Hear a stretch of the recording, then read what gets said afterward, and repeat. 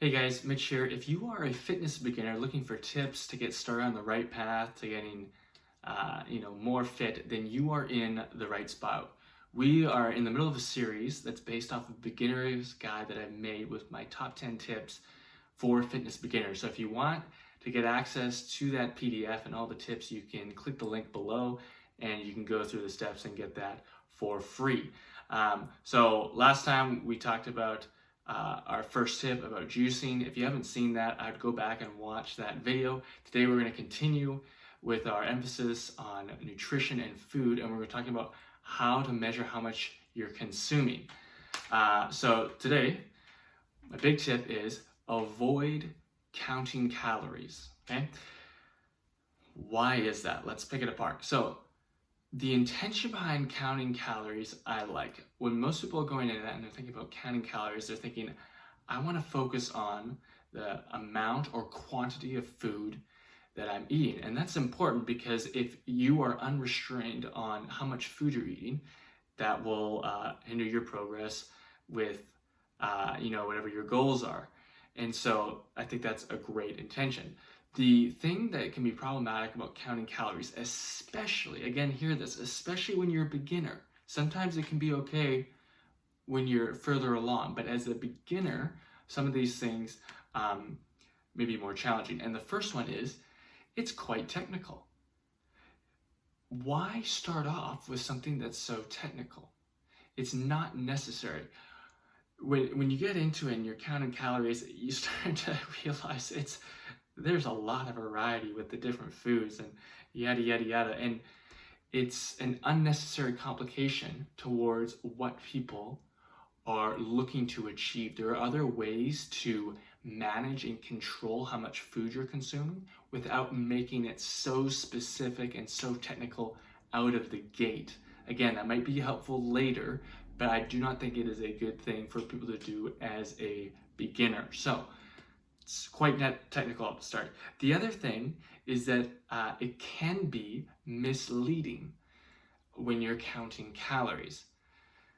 Again, this is also related to like how far along you're in, because if you're more advanced, you're going to understand some of the nuances behind counting calories. But I'm just going to talk about it if you don't know anything about it. Counting calories, not all calories are equal. They aren't.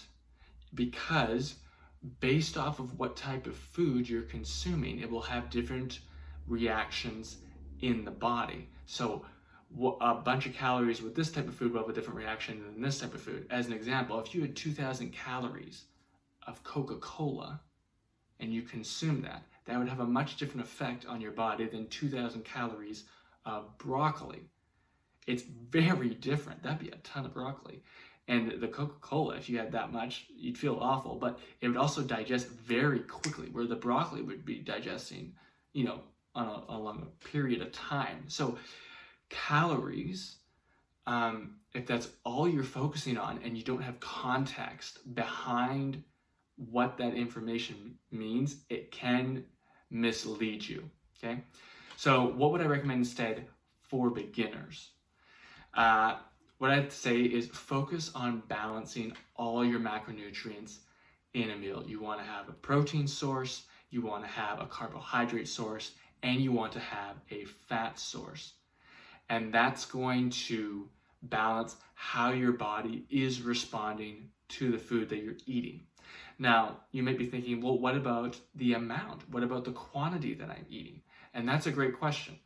And, that's what people are thinking about in terms of counting calories. So another thing to do with that, and alongside of having all three of those macronutrients, is to use a very basic metric of measurement when you're having it. So if you have your plate, if you've got your plate of food, it doesn't have to be rocket science. It can be very simple. You can have a third of your plate with the protein source. You can have half of your plate with the carbs, and then the rest of it is the fat. And it's just a very simple way of dividing up the food. And you don't have to use the plate. I've heard other people of using like a fist of protein and then 2 fists of carbs and then a palm full of the fat. It's a similar idea, but it's just using a very basic, easy, intuitive way to measure the food that limits how much you're eating.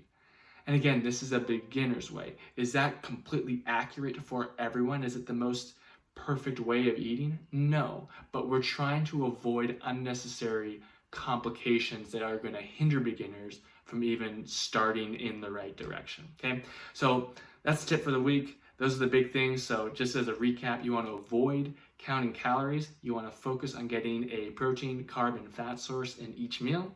And you want to use basic units of measurement that are intuitive and are easy to understand for you. Okay, so be on the lookout. We're going to have more videos like this on my tips for fitness beginners.